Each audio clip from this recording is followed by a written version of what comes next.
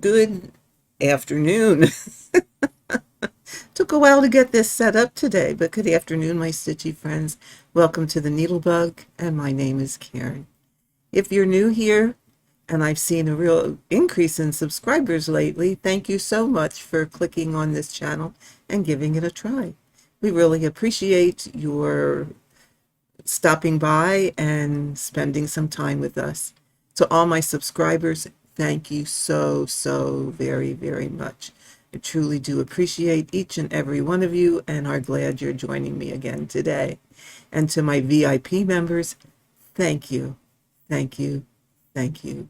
I am so glad that you are part of the NeedleBugg family and support this channel and being able to make these videos. So thank you ever so much. Today, I thought, well, I haven't done a Hardanger video for quite a while, and I've seen a bit of an increase in the number of people that want to learn Hardanger or watch Hardanger videos. So here we are today to do a little bit of that. As you saw from the opening of this video, that's the piece that I am working on at this point in time. So it's a big one. It's a big one. And it is out of the Japanese book. I showed it on previous videos. And the title of it is escaping me, but I can put it in the Dropbox. It is a bit hard to find, but I think it might still be around. Yeah. I will caution anyone that does get that book or has that book and hasn't stitched from it yet that it can be a little bit confusing. The charts are divided. Well, this particular chart is divided onto 4 pages, which that's fine.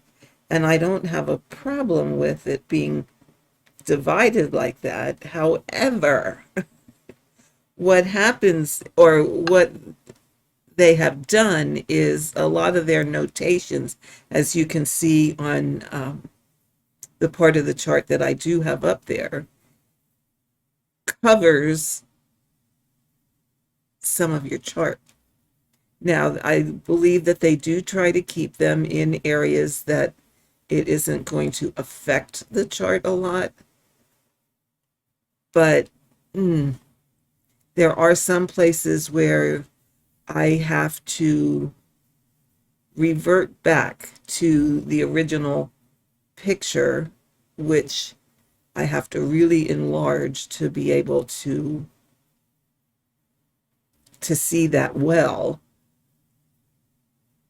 and try and figure out just what exactly, 1, 2, 3, oops, missed the hole there. Try and figure out just exactly what are they telling me that they want me to do.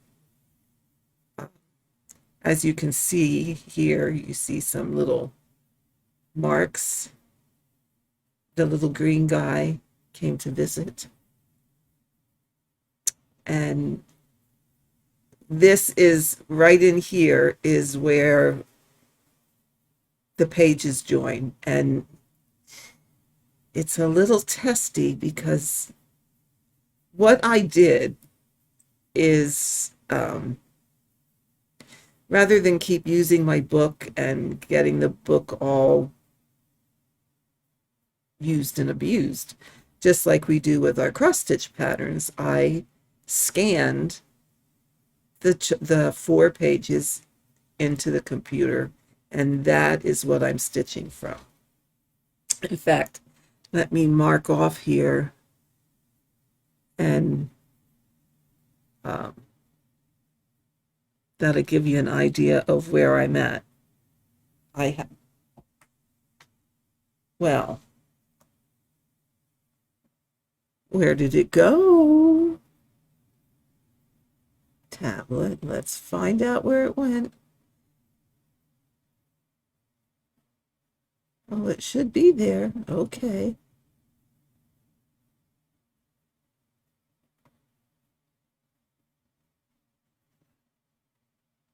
Well, maybe it's because well, I don't know, but let me mark off where I am here rather quickly and then see if I can see if it comes back. 2, 3, 4, 5. There'll be red marks on the cluster blocks that I have done. Maybe it's because I went into edit mode. There it is. Okay, that's what's going to happen. If I go into edit, it's going to disappear for a couple minutes. But as you can see here,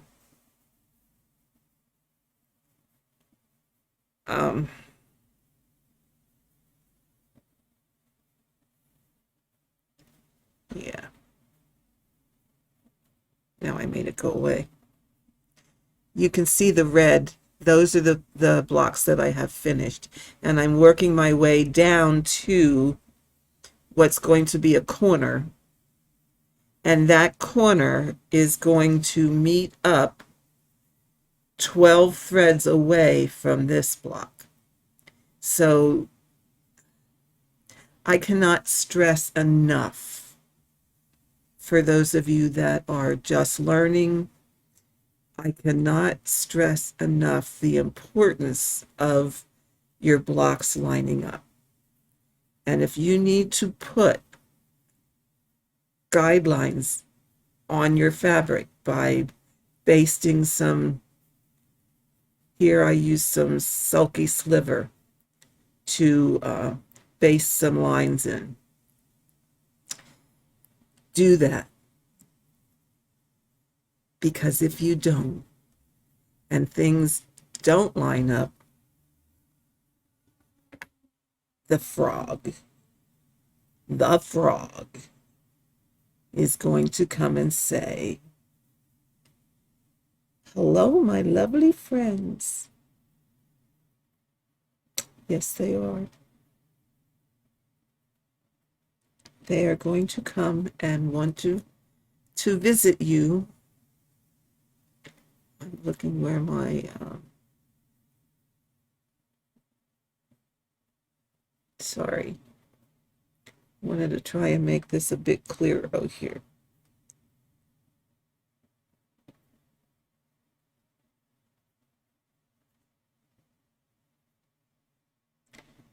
I'm not happy with how that oh, for heaven's sake. Hopefully you're still there.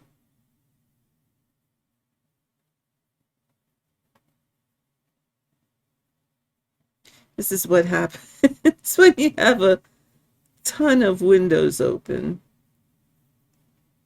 And what I want is my camera settings. There we go.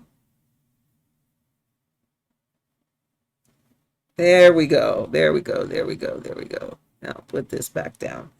Ay, ay, ay, ay, ay, ay, ay. I wanted to get my focus just a little bit clearer for you. I guess that is about the best it's going to get. I apologize for that. This is white, showing white fabric on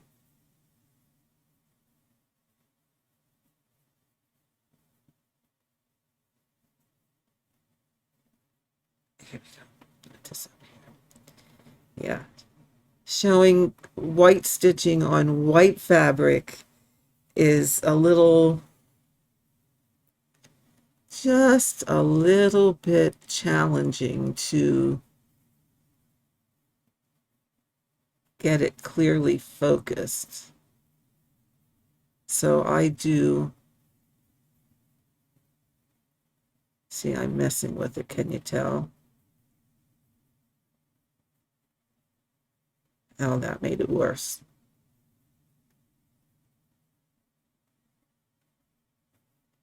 There, that is probably the best I'm going to get it. So hopefully we can all live with that and you can see what I'm doing. Normally, I stitch this as a sewing method, and my hand going back and forth here is not helping the focus. Let me try something.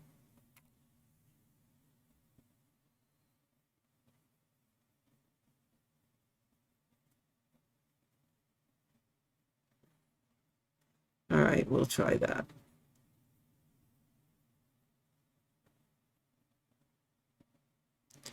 Okay. Like I said, my hand kind of messes up the focus a little bit, so I'll try to keep it that it won't. But normally I stitch with when I can find the hole. And yes, I have my new goggles on. That's what I call them. Normally I stitch with a sewing method, but for the purposes of this video today, and so that I can get it in the camera, I'm stitching it with a stick and a stab. Now, when you do that, you have to remember that you don't want to go from here to here. You want to go from here to here and then to here, because you don't want that diagonal line across the back. You don't want to accidentally cut that when you are doing the cut work, because this is going to get cut, as well as this opening here after I get this diamond completed is going to get cut. 2, 3, 4, 5. So you wouldn't want a diagonal, because if you did that, then that is going to ruin your stitches. Now, the other thing that, like I said, if you may want to put guidelines in, like I did with the sulky sliver here. And depending on how new you are or how good you are at eyeballing, I would highly suggest you do that.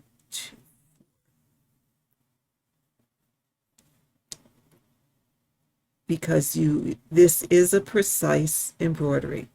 Things need to match up. As in right here, these two blocks, this one that I'm stitching now and this one that I have stitched, must match, because I'm going to be cutting up in here. So if they don't match, then your cutting is not going to work. Now, that being said, not only does this section have to match, I'm going to go over a little bit here so you can see, but these also have to line up with these, which is why I say you might want to put some basting lines or guidelines in.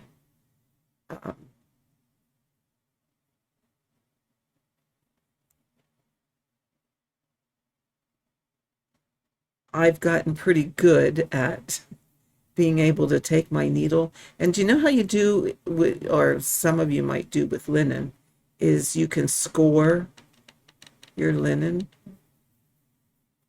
Now, you can't see it well on that, but what it does is it creates just a little bit of a score line, and I run my needle across and say, oh, okay, that's all right. It lines up. It's not a problem. And you want to do that a couple places to make sure, does this line up with this? Not only does this line up with this, but does this line up with this. So you have to make sure that your blocks line up in every direction. Okay. Now, these aren't that far apart. I can just run my needle. If I'm looking at a place, now I don't have it all exposed, but a place where there's going to be a larger area, definitely put some basting lines in. And that is just like I did here. I counted off of a certain point, and I went over 4, under 4, over 4, under 4, over 4, under 4. It's a good idea to take the time to actually count that out on your guidelines or your basting lines. What that will save you ultimately is counting further down the line. Now, I know that I started this line in the middle. And I know, because of the way I counted and where I started, that the middle stitch, so that would be stitch number 3, the middle stitch of my cluster block, is going to be where it goes down at number 4. So as long as I'm stitching these, as long as that matches, I'm in good shape. If this did not match up with the end, something is wrong somewhere. And you need to figure out where, and as soon as you know it's wrong, fix it. Which is why you see the remnants of the little green guy right here. Because what I did was, there should have been, from this point to this point, 1, 2, 3, 4, 5, 6 squares before I start going this way to meet up to this. I only had 5.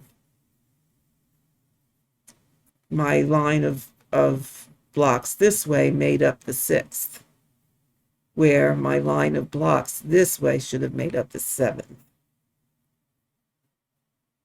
If that makes sense, if you follow me.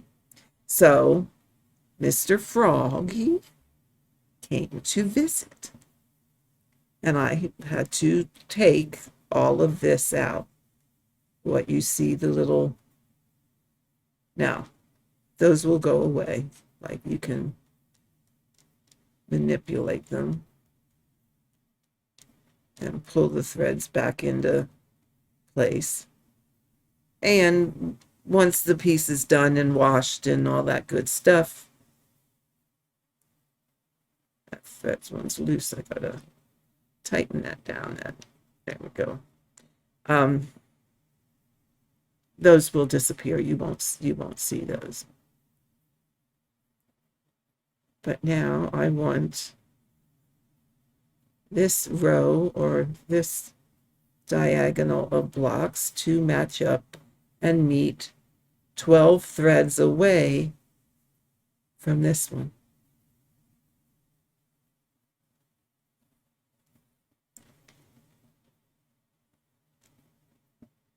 And as I said, these charts are just a smidge. Oh, no, did you see what I did? Who sees my mistake? Does anyone see my mistake? I should have caught it right at the first satin stitch. This block is going the wrong direction. It's not alternating, so we have to take this one out. That's what happens when I get a little bit distracted. But, you know what? Happens to all of us. I will say, I will admit that this project, and I don't know why, is it the fact that I'm stitching on 40 count? Does that have anything to do with it? It shouldn't, because counting threads is counting threads no matter what count you're working on. Is it the fact that the chart is a little bit hard to read?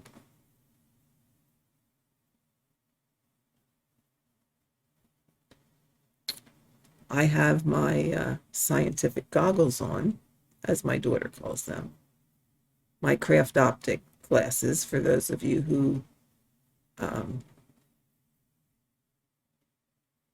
didn't hear about the inside joke with my daughter about my scientific goggles.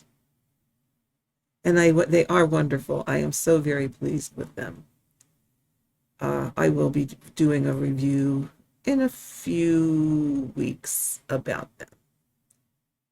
I wanted to use them for a while before I did any kind of official review on them. But I'm not exactly sure why this piece is causing me to frog so often.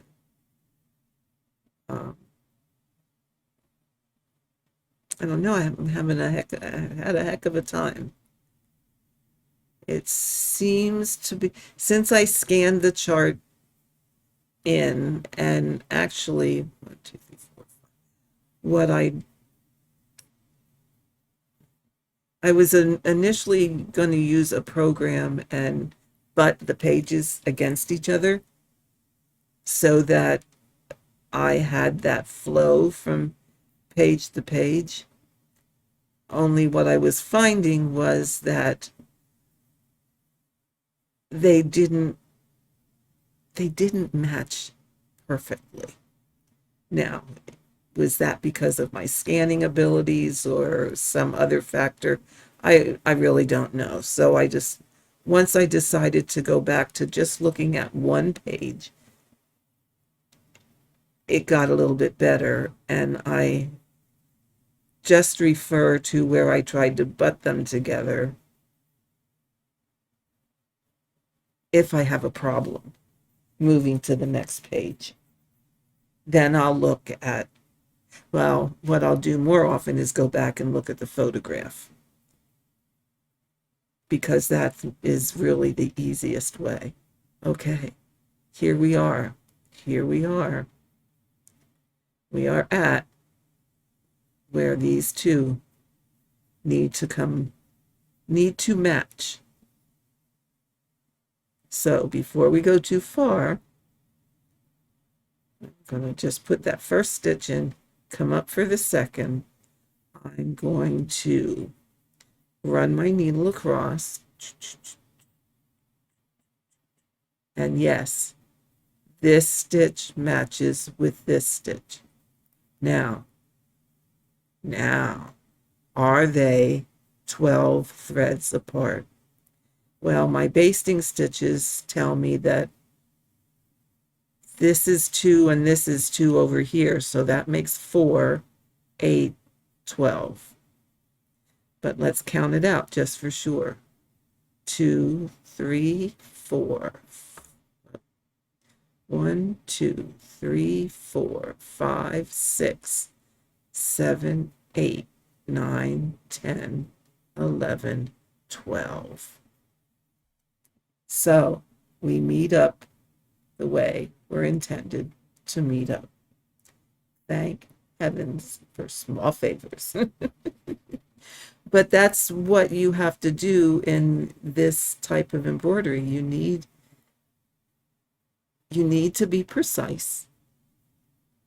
You cannot fudge. Bottom line, you cannot fudge. If you think, oh, I'll just I'll just add an extra something or take away something or whatever, it is not going to work. It's just not going to work. So I don't want to discourage anyone, because this is a really wonderful, fun type of embroidery. And, it is so relaxing because it becomes a rhythm. Once you get going, and like I said, I'm only sticking and stabbing because I'm recording this video. If I was not recording, I would probably have it A, in a smaller hoop, and B, I would be using a sewing method. And once you get that rhythm, 1, 2, 3, 4, turn your needle on 5, 1, 2, 3, 4, turn your needle on 5. It's very rhythmic, it's very calming, I can't say enough. I really, really enjoy this form of needlework.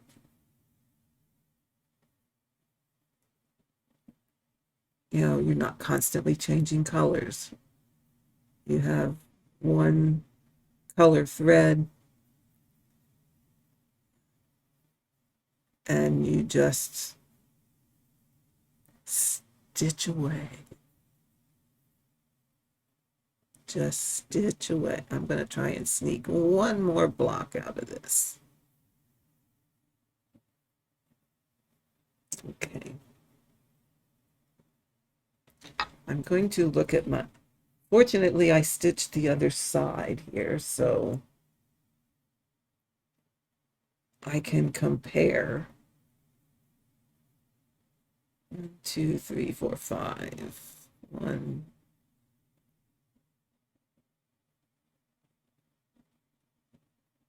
Okay.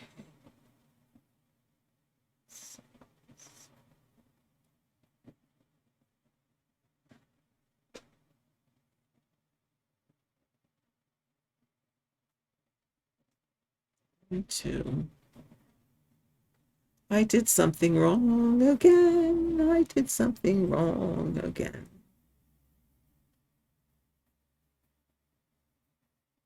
Well, I did something wrong. These two should not be like this.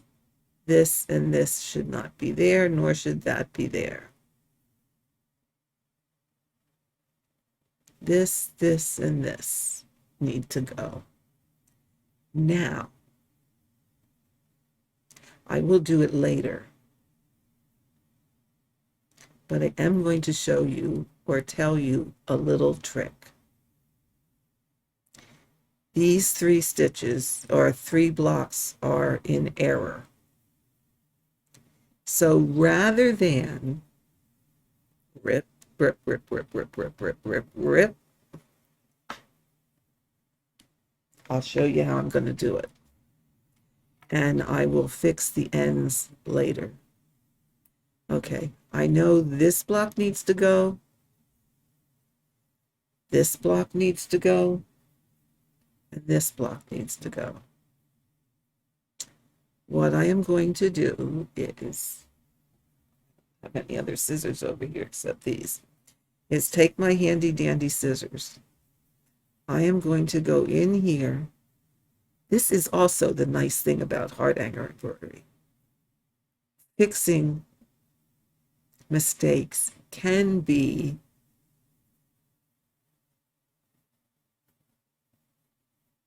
done a little bit easier sometimes.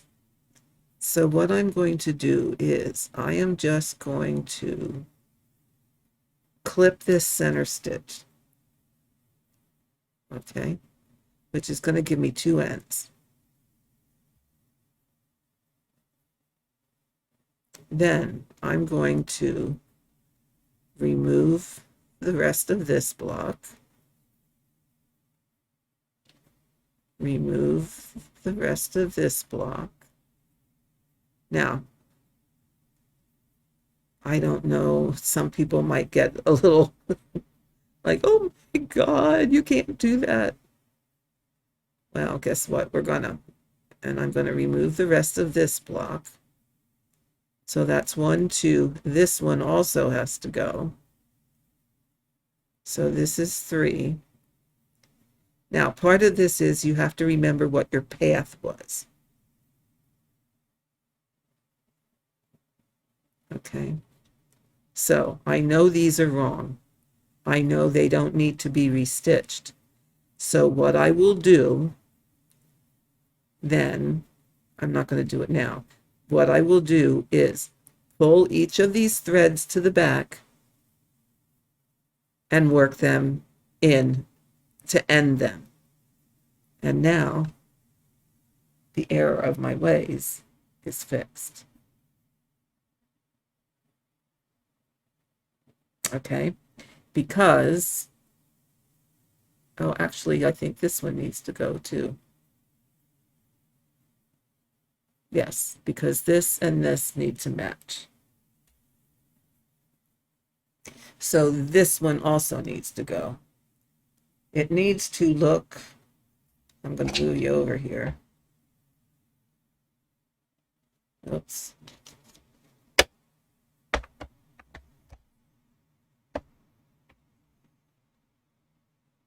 There we go. Here we go. Here we go. Here we go. Oops, I can't get, okay. Further, further. There we go. It needs to look like that.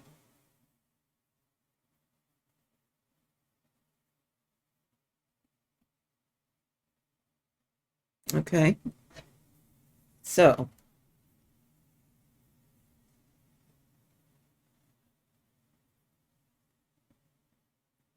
this and this are the top blocks. So this also needs to come out.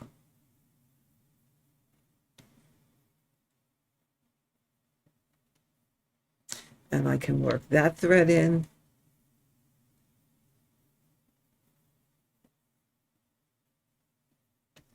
And I can work that thread in. And now I am on the correct path. But I'm going to let them just sit up here for now. And I will work them in after we're done recording. Okay. Now, the right side and the left side are just mirror. The right side of this piece and the left side of this piece are mirror images. So I couldn't just say, oh, well, let's make this diamond a little bit bigger over here, because then that's going to mess up the balance. And this has a lacy edge on it, as you can see from the pattern. Those holes beyond this stitching is a lacy edge. So I can't just say, oh, well, I'll just compensate there, because then that messes up my lacy edge. So in this type of embroidery, everything plays off of each other.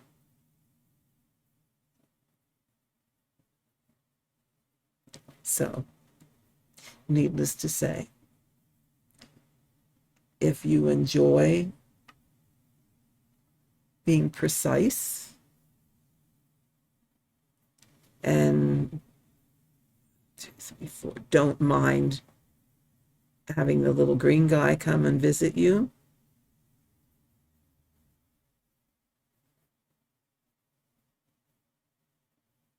then this might be a technique you want to try. If you don't want to be and get too stressed out about having to be precise and things matching up, then maybe this is not the technique for you. as I said, this particular chart is just an exception to the rule because it is a bit more, I won't say complicated because the stitch is the stitch no matter what.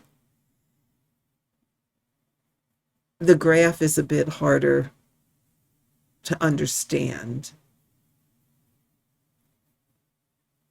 And there's quite a few more angles and boxes and whatever in this design. So it just takes a little bit more attention than maybe your average Hardanger piece. At least for me, the average that I've done in the past hasn't been quite this involved. So, take that for what it's worth. But like I said, it's making sure you gotta make sure things line up. And now here you can see my thread is getting a tad short. What I would like to mention at this point is if you can't, or you feel you can't complete all 5 stitches in that cluster block, get a new piece of thread, because you do not want to end in the middle of a block. And right now I'm going to pull this down to here, and I'm going to stitch over this with the remaining blocks, and I'm going to start a new piece of thread. And if you want to know how to start threads, that is in previous videos of Hardanger Basics, because what I'm going to do now, just for the purposes of time, is to just leave a tail that I will go back and work in after this video is over.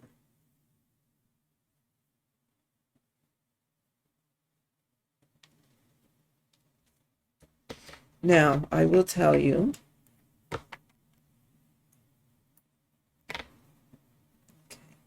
so where I am now is I am coming, I can't show you because you can't see my finger. I'm coming down that inside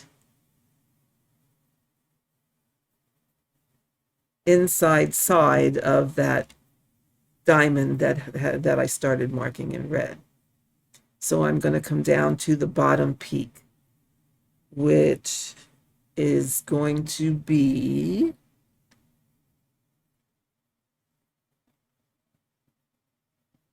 let me see, where did I start here?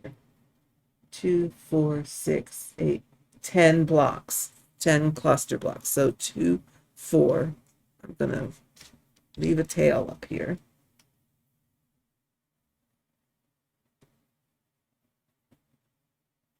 Which I will work in afterwards, and then we'll just continue on. Now here, I think I have enough excess in my, enough play in my fabric. Oh yeah, I can sew. So 1,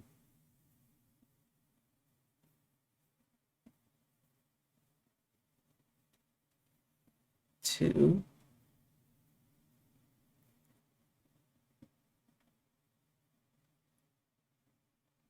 3,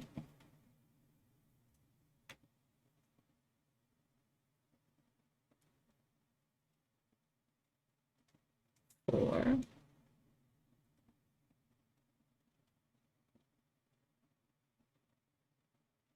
5. So on 5, I'm coming up in the same hole.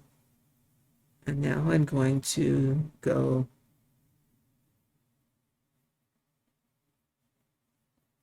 1,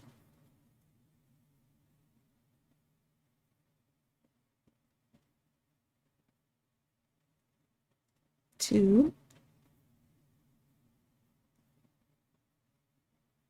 see, I like this. I like sewing it much better. 3,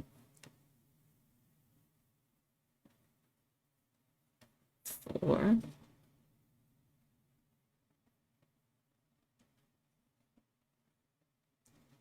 and 5, turn my needle.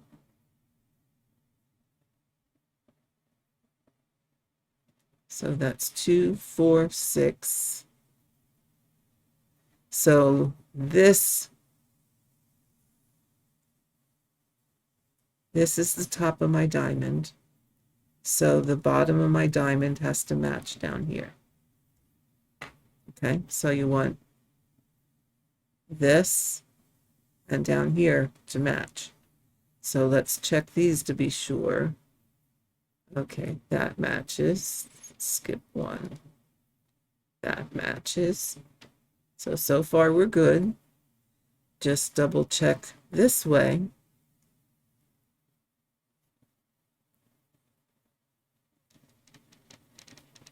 That matches.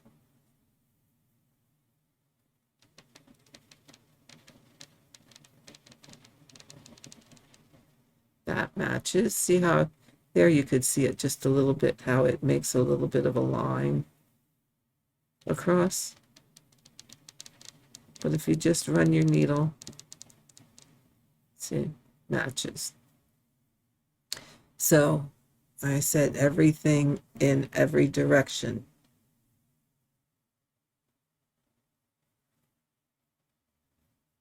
And I can't stress that enough because there's nothing more upsetting than getting a whole bunch done and then not have things line up.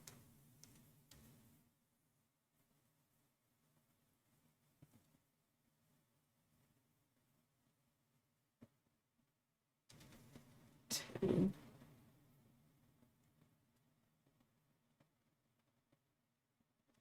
three,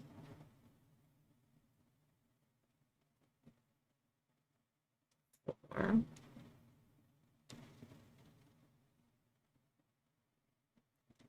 and 5.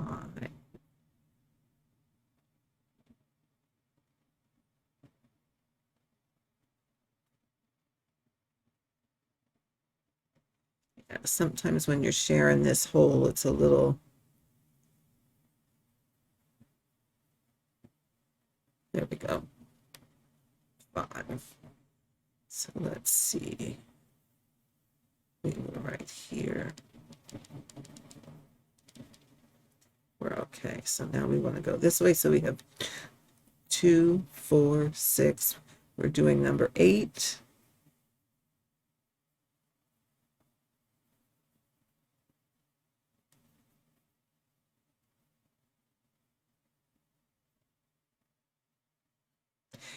If you want to sew and you're in a hoop, let your fabric loose. Do not make it super tight or you won't be able, you need to have a little bit of play so you can manipulate the needle.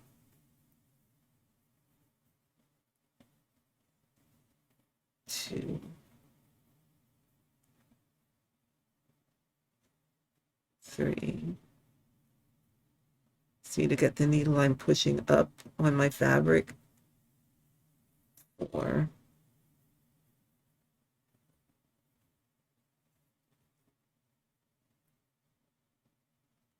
And 5, I turn my needle to go this way.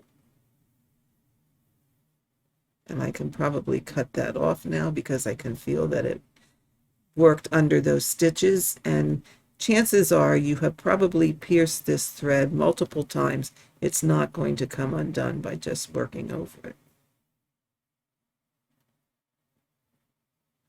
At least that has been my experience, and I've been doing it this way for many, many years.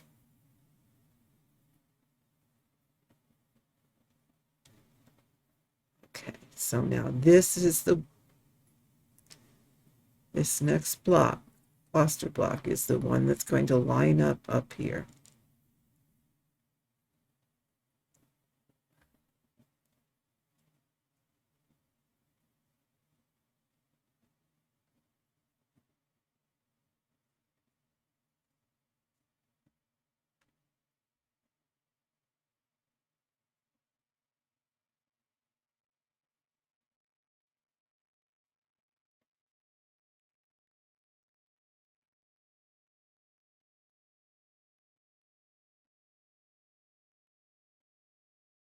Okay, now I'm gonna turn and come up. We're gonna go up this side, okay? But now I'm gonna just park that thread over here for now. And I'm gonna take another piece and we're gonna run a guideline just to double check, are we in the right spot?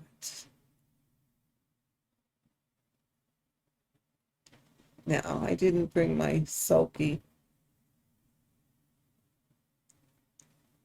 It's on my cart, but my cart's on the other side of the room. So I'm just going to thread a piece of regular size 12. That's what I wanted to tell you earlier, and I forgot. I got distracted. What I'm using here, since this is 40 count fabric, I'm using size 12 pearl cotton for the blocks. And when I do the eyelet stitch and the needle weaving, I'm going to be using 50 weight cotton sewing thread. So I'm going to put a start out here, and I'm going to come up in this bottom of this block. Okay, and I have enough. I'm going to count 4, 8. We don't really need to count them, but 1, 2, 3, 4.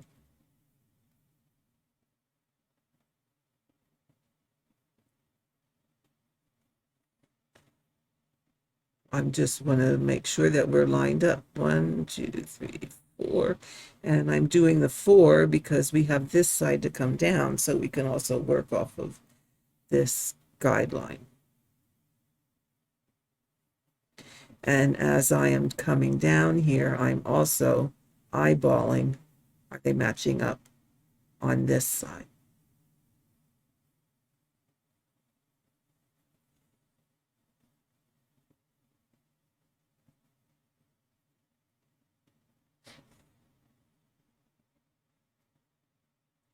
Wait, I think I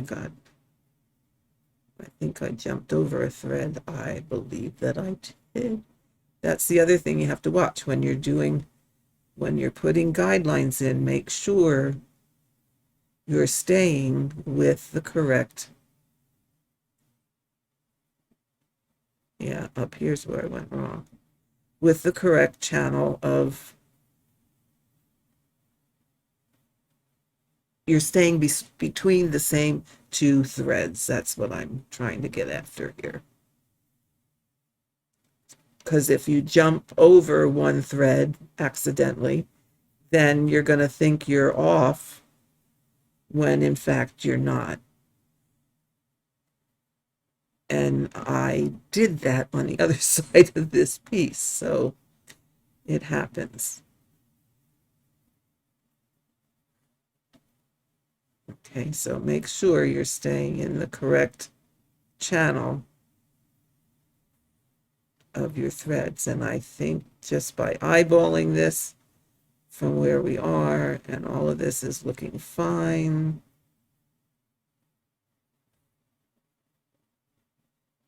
Now again, you could do this, you could sew this in and it would go a little bit faster than my stabbing and sticking here. Okay, so see, we're lining up here. Now I know it's a little hard to see, and it's because it's white on white and it's 40 count, so it's hard to get it closer for you.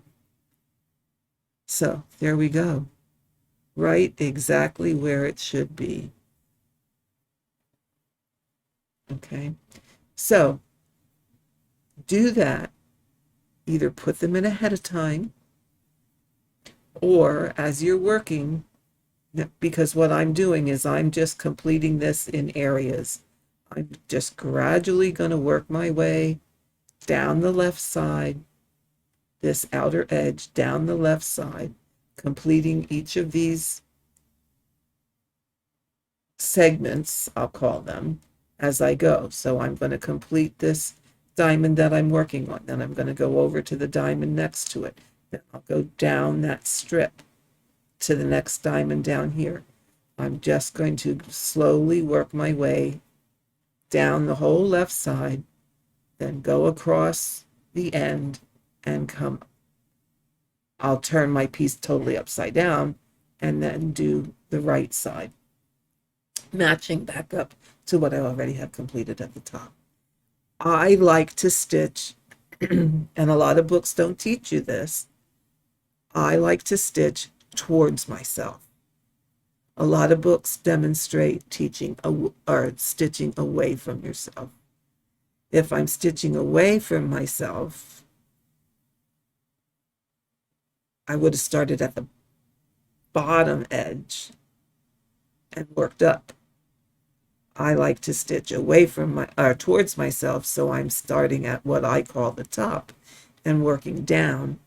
Then I will turn 90 degrees, work across the bottom or the short edge. When that's done, I'll turn it 90 degrees again, work the other long side till I'm back up to this edge that I started on, and then complete that. So it depends on which way you like to stitch your stitches. I've noticed most people, videos that I watch, people stitch upwards, where I prefer to stitch towards me. So it's a personal preference. So now that I've gabbed enough at you, hopefully you picked up some tips, not necessarily tricks, but some tips on how to do this and the importance of certain things. And we got to not get a whole lot done, but we got to get some areas stitched. I'm going to back out a little bit here for you so you can see the whole thing of what's in my hoop. There you go. Oops, let's go in between there. There you go. So you can see I've started to do some eyelets over in here. So every now and again, I'll fill in some eyelets, then I'll go back to doing the blocks. Then I'll fill in some more eyelets, because I'll tell you what, this piece has a ton of eyelets in it. So that, I think, is going to be it for today. My friends, I hope you found this useful. I hope you enjoyed yourself during this, wow, almost an hour. I thank you so much for joining me. I hope you will come back. Leave me a comment. Tick the bell so that you know when I post again. My next stitch with me will probably be a cross stitch one.